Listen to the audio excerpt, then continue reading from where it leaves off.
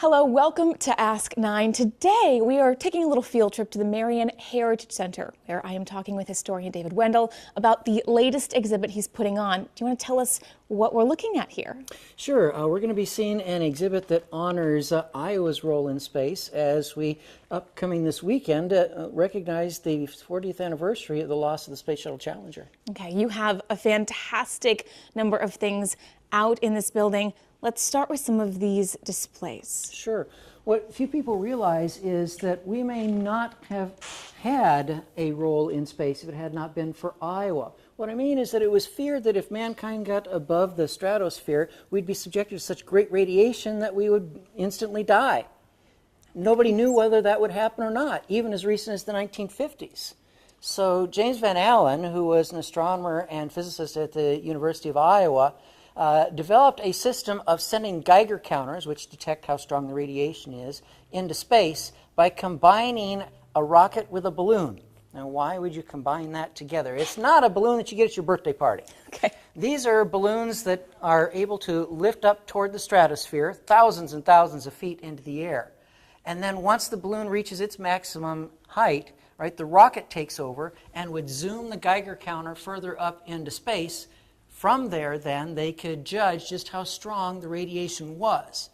And not only did he do this in Iowa at the Iowa City Airport, but to see if there were different levels of radiation in different parts of the Earth, he went to the Arctic and the Antarctic and on ships launched these rockets, they called them raccoons as well, and found what later became known as the Van Allen belt, which proved that there was indeed strong radiation in space and that mankind, unless he was protected from it, would perish. This is so neat. Take a look and see. So Mr. Van Allen, for his discovery, had his face on Time magazine. Probably not too many Iowans who can make that claim.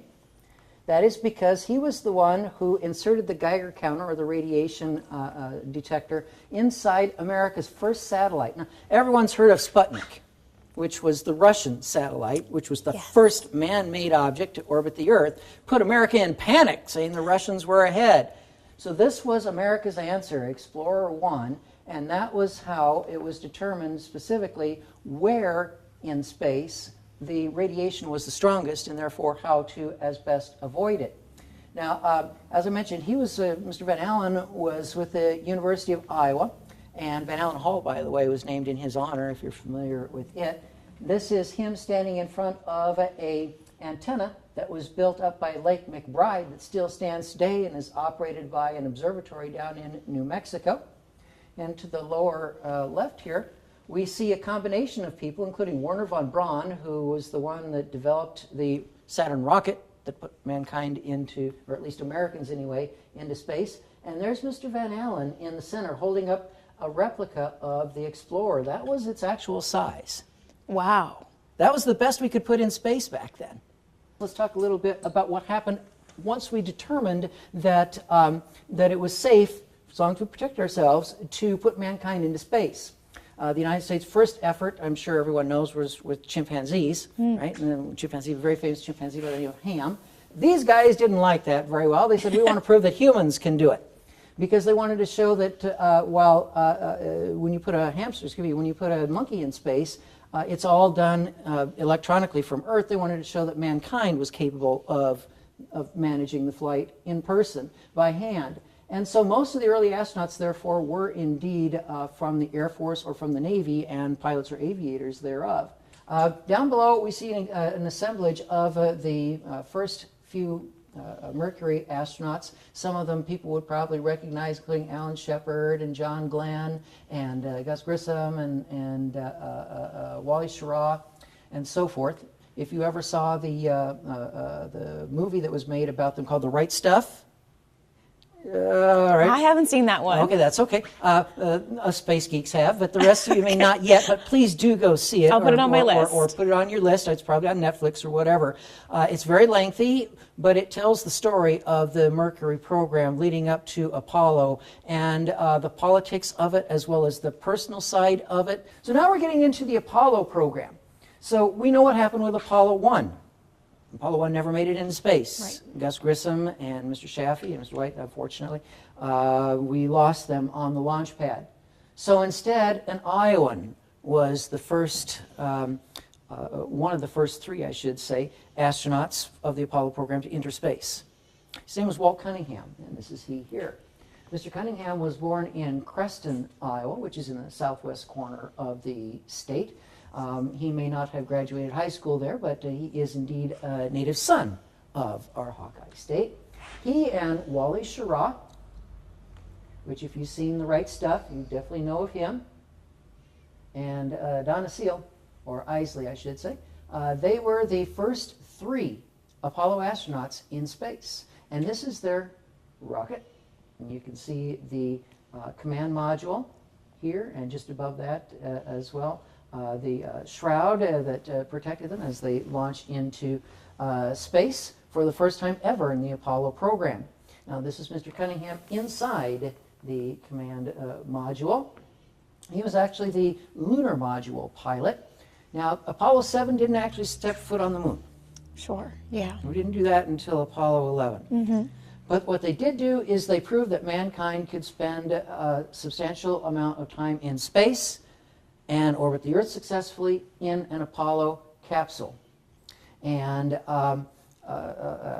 as such, while Walt Cunningham himself did not actually step foot on the moon, he still has the distinction of being one of the first three astronauts of the Apollo program to fly in space. Wow, and definitely helped pave the way. And that definitely paved the way. If it hadn't been for Apollo 7 and the innovations and the procedures that they proved would work, we would have never stepped foot on the moon in 1969. Now, we were talking a little bit earlier about Cedar Rapids' contributions to the space program. Yes. None of this in the Mercury, Gemini, or Apollo space program would have ever happened without Cedar Rapids, Iowa, which is quite a boastful claim. It is. Yes, because of this man, or at least the company that he started. Now, this is Arthur Collins. They call him the Radio Wizard.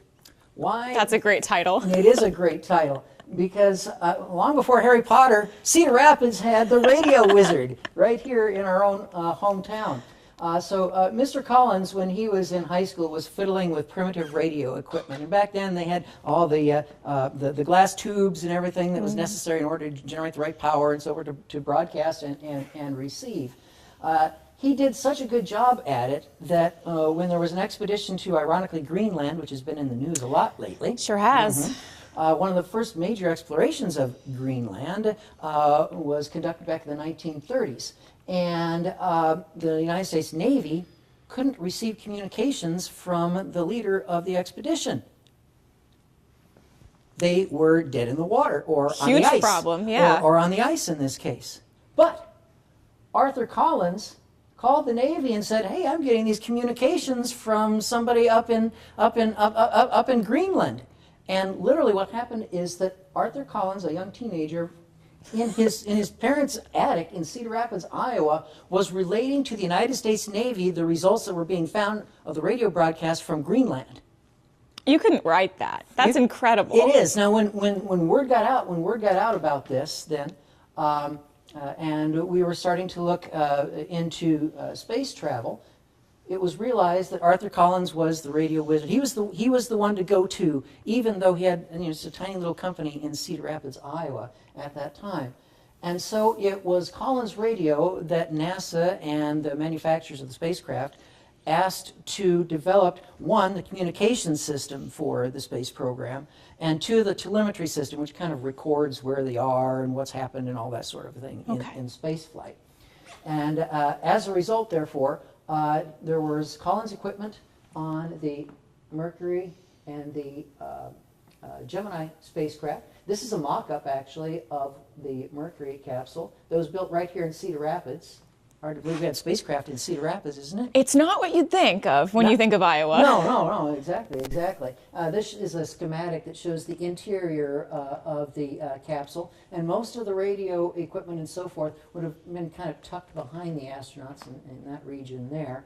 This is some of the equipment from the Mercury program that you see that would have been basically compartmentalized. So they put each separate piece of equipment in its own console. And back then, originally, NASA insisted, and the manufacturers insisted, that there be a backup to every piece of equipment. Because if one went shorted out or went dead or whatever, right, you would want a backup to assure that we could still communicate. That's pretty important, yeah. That's pretty important. But it turned out by the time they got to the Apollo program, and that's what we see here, is a module from the Apollo program. By the time we got to the Apollo program, Arthur Collins' equipment had proven so effective in the Mercury and Gemini programs that NASA said, we don't need a backup. That's a big vote of confidence for him. That's a big vote of confidence. Wow. So this is the module that was put into the Apollo space capsule that allowed communications and telemetry to be recorded of the flight. And by the way, you may notice that the photo there happens to be signed. It's signed by Jim Westcott, and he was the assistant program director for the Apollo program at Collins Radio. Wow. Yeah, he did a public presentation for me at one of my events in the past that I've done, and he was an incredibly knowledgeable guy. His home, I got to meet him in Cedar Rapids, had a deck out back, and he said, yeah, it was from this deck that I was watching the same day that mankind landed on the moon, and here's the man who was actually making it happen that I was sitting there on that deck with. That's amazing. Yeah. Now, not too long ago, there was a series of documentaries that were done on the history of Collins Radio, including his contributions to the space program. It was called Moon Talk, and they had their debut here in Cedar Rapids at the Collins Road Theaters, and I had the opportunity to attend and meet many of those who had worked on the space program and so forth for Collins Radio. It was absolutely wonderful. But down below that, I wanted to show this image because it's rather grainy, but if it had not been for Collins Radio, we would not have seen Neil Armstrong take that footstep off the ladder onto the moon as one giant leap for mankind. Wow. Even grainy, it's such an impactful moment for history. Absolutely, yes. You can clearly identify and see exactly what it was. And then you got his audio or his narrative to go along with it. We would not have heard One Small Step for Man, One Giant Leap for Mankind if it hadn't been for Collins Radio. Wow. Yeah. This is Apollo 8, and we have James Lovell, who later became commander of Apollo 13. We have Bill Anders. Bill Anders signed a model for me, and so also, by the way, did Mr. Lovell. And Frank Borman from the Chicago area.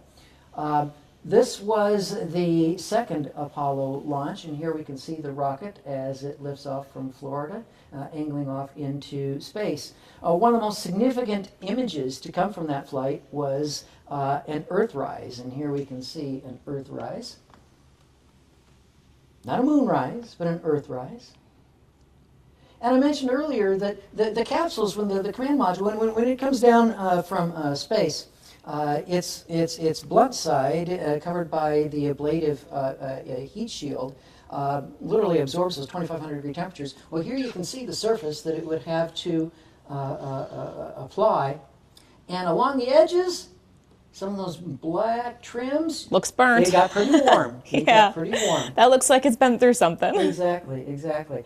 And so that was very significant also in the space shuttle program, and we'll learn a little bit about that later. We all know in 2003 we lost an Iowan when the ablative material, the heat tiles, were damaged on launch, but we didn't know that. And when the space shuttle returned to Earth, unfortunately, the 2,300 degree heat not being absorbed by a tile because the tile had fallen off, it just melted the metal of the shuttle and fell apart. But we'll get into that a little bit more later. Here we have Apollo 9, and it was actually crewed by James McDivitt, and the privilege of meeting him. He was from the Chicago area. David Scott got his autograph, and Russell Schweickart. On that particular flight, they also had a spacewalk, as you can see, which is quite unique because there's a difference in pressure. When you walk into a building, sometimes you get that gust of wind. Oh, yeah? Right? Because there's a difference in pressure between outside and inside. I don't know if you ever experienced that or not. It's big downtown Cedar Rapids. It's big downtown Cedar Rapids. Okay, so imagine opening a door from a spacecraft where you've got the kind of air pressure that you experience in a room like this into the vacuum of space. Well, That's intense. Exactly. So that's exactly what they're doing here, is that they equalize the pressure so that he can step outside of the spacecraft wearing the spacesuit, which again, as I mentioned before, is basically literally its own spacecraft. Yeah. So when you're spacewalking, you're not just gyrating or moving your legs and arms in space. You're literally guiding your own space capsule. That's so cool. It is. It is. And down below, we can see here that this is one of the Apollo command modules as it's being constructed at this moment. It's covered in a blue sheeting to protect it, but ultimately that, of course, becomes painted white, just as you've always traditionally seen it in the television coverage that you may have watched or the documentaries you may have watched of the Apollo program in the past, so that it looks, like the traditional surface that you see here. Okay. The blue looks cooler, I have to admit, but... It makes me think of Blue Origins, which is another space program that's going on today. And I happen to have a model. It's of a small airplane, a Cessna 150, little single engine prop plane, that was signed by Wally Funk. Now you may say, I've never heard of Wally Funk. What's a Wally Funk? Well, Wally Funk was actually a woman, and she was one of the Apollo 13. Excuse me, my apologies, one of the Mercury 13. And you may say, Mercury 13? I thought only men went into space with the Mercury program. Yes, that is correct. Only men went into space with the Mercury program. But 13 women applied for the program, passed all the same physical tests as the men, passed all the same mental tests as the men, were equally as knowledgeable as the men in all the tests that they filled out and forms that they wrote and all that sort of a thing. But of course, when push came to shove, machoism took over and they were not allowed to fly. However, when Blue Origins began flying their capsules into space, Wally Funk was chosen as one of the astronauts. So, all these years later, since the 1950s, wow, she finally had a chance to go into space, and you'll see her signature on one of my models in a few moments. It's amazing. It is. It is. Right, so here we have our next Apollo flight, which is Apollo 10. This is Thomas Stafford. He was kind enough to sign the model for me. Gene Cernan. We'll see the model that he signed for me in a couple of moments. Gene Cernan is the only astronaut who ever turned me down to sign a model. Really? Did he say why? Well, see, he was speaking in Washington, D.C., so I went and attended his speech, and I sat in the front row, made direct eye contact, let him know that I was very interested. And afterward, I came up to him with the model, and I said to him, I've got this model, would you be kind enough to sign it for me? He said, no. I said, but, I'm from Iowa, that's a long ways away, and I'd really be honored if you would add your signature to this for me. And I went on a little bit more, appealed to him as deeply as I could. So finally he said, okay, I'll do it on one condition. I said, what's that? He said, you can't sell it on eBay. Oh. And I told him, I don't even have an eBay account, so he went ahead and signed it. Oh. But think about it. People could be making money off of someone else's signature and get nothing out of it. That's true. He wanted to make sure that you really cared. That I really cared. And I think, one, by being from Iowa and Washington, D.C. is 1,300 miles away, and then being able to share with him information about some of the flights he'd been on and the fact that he was from Chicago, where I spent 15 years. Adding all this together, he finally decided that he would do it. And I'm deeply honored that he did, because ultimately he was the last man to step foot on the moon. Wow. Not on Apollo 10, though. That came on Apollo 17. Now, this is John Young, and Mr. Young later, by the way, was an astronaut with the shuttle program. There weren't very many that could claim they were on Apollo and the shuttle program both. This photo shows them in space, and I chose this picture because it shows that they are human beings in space. They have to shave and do the things that we do on Earth, only in weightlessness. You never think about that part. You never think about that part. People think sometimes about how do they go to the bathroom in space and stuff like that, which is an interesting question and answer, especially when I'm delivering a presentation to kids. They love to I bet they do. Yeah. But also eating in space is unique too, because all their food, is, at least during the Apollo program, was in a tube, and they had to squeeze that tube to get it to basically squirt out, and then appetizing. Yum, whoosh in your mouth. Yeah, exactly. So the astronauts are doing the same things in space that we do on Earth. It's just that they had a little bit different way of doing it. Now, they were people. So they had to survive in space just like we do on Earth. Yeah. So they would eat, they would shave, they would shower, they would poop just like we do on Earth, only in a little bit different Only conditions. in space. Only in space. Exactly. Now here we have a picture of the command module from head on. In this case, rather than shrouded in white, you can see it's got the silver reflective surface on it. At the very top, you may be wondering why that surface is not pointed. Wouldn't a pointed surface travel through space a little bit smoother? Well, remember, they have to transfer from one spacecraft to another, so therefore you have to have that flat surface in order to open a hatch for them to cross from one to the other. Plus, in addition to that, you also have to have the parachutes that pop out, right, to gently lower you down into the water. And speaking of gently lowered into the water, here's an astronaut being pulled up out of the water. That's quite the photo. That's quite the photo. So after you splash down on your back and you're bouncing around in the water on those waves for as long as it takes for the aircraft carrier and the helicopters to come pick you up, once they do arrive, then the hatch is opened. They pull you out, place you in a little net cage like this, and pull you up into the helicopter. Once they've got all three of you on board the helicopter, they take you to the aircraft carrier where, unfortunately, back then, we didn't know. We knew that mankind could be subjected to deadly radiation, but we didn't know if there were deadly germs in space or on the moon. So each one of the astronauts had to be in confinement. They put them in an Airstream trailer, right, keeping them confined until a long enough time had passed that we knew that if there were space germs, the germs would have themselves died off, and then it was safe to bring the astronauts out so that they wouldn't contaminate the Earth. They really think of everything. Well, NASA was worried, and the scientists were worried that it could be if we brought some sort of exotic space germ from the moon, all mankind would die. I'm sure there's a movie about that. That's a valid fear, I think. I would be worried about that too. Very valid fear.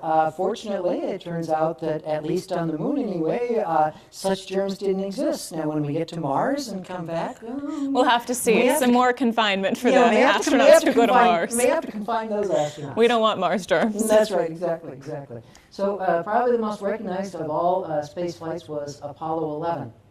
And here we have its three astronauts: Neil Armstrong, who was the commander, Buzz Aldrin, and Michael Collins.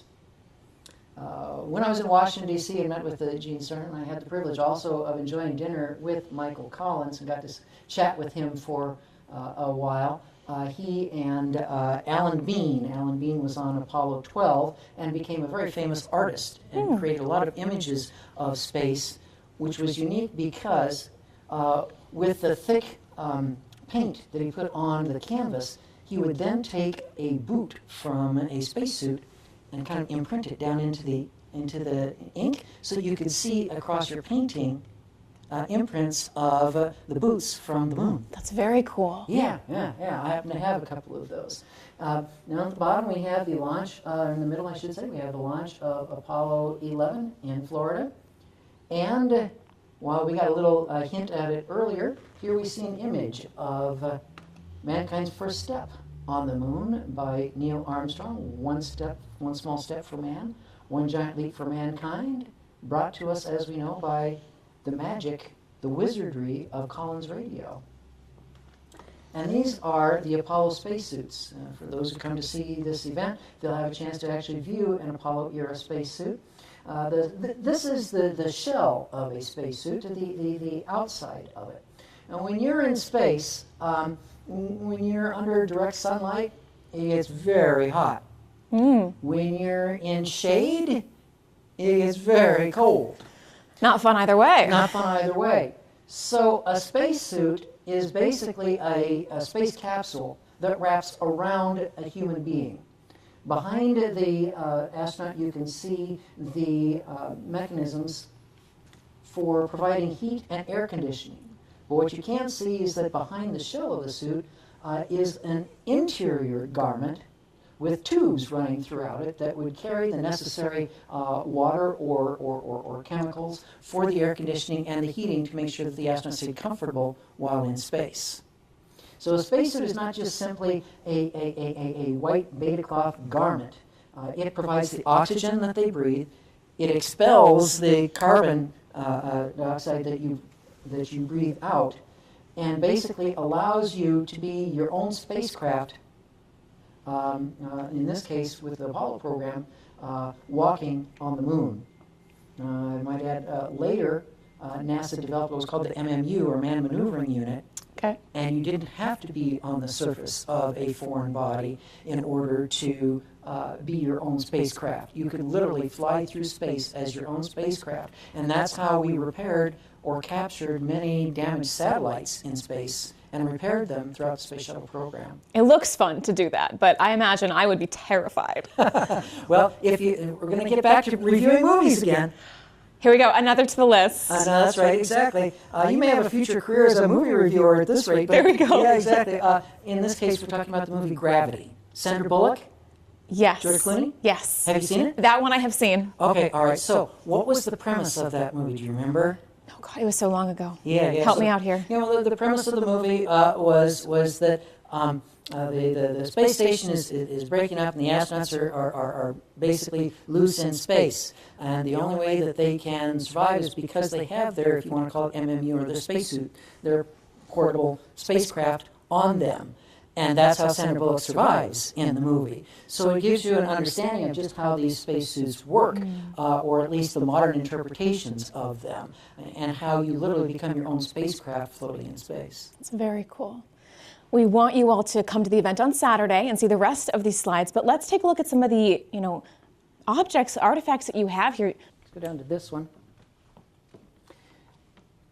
And few people realize it, but the human being that has spent more time in space than any other is from Iowa, and that's Peggy Whitson. She was from south central Iowa near Mount Ayr, or a town called Beaconsfield, very small little community there. She attended Iowa Wesleyan in Mount Pleasant, but ultimately became a biologist and scientist, and was working for Krug, which is kind of a medical affiliate of NASA down in Texas, and was accepted in the astronaut program. She then worked her way up through the astronaut program, the astronaut office, and so forth, to her first flight, which was on board the space shuttle.